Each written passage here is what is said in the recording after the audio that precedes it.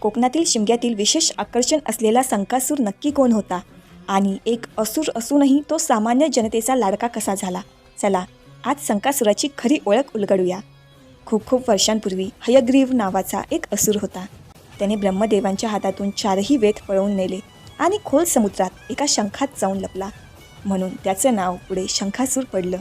वेद हरवल्यामुळे यज्ञ बंद झाले, धर्मकर्म थांबले आणि पृथ्वीवर अराजक माजले.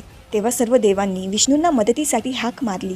वेद परत मिळवण्यासाठी भगवान विष्णूंनी मत्स्यावतार धारण करून खोल समुद्रात प्रवेश केला आणि संकासुराशी युद्ध करून त्याला पराभूत करून सर्व वेद परत मिळवले.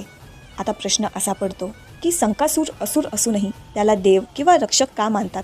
तर लोक परंपरेनुसार वेद पळवण्यामागे त्याचा एक हेतू होता.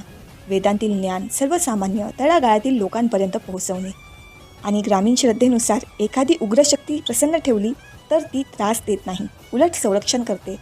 त्यामुळे काही ठिकाणी संकासुराला ग्रामदैवत, सीमारक्षक किंवा रक्षणकर्ता म्हणून मान देतात.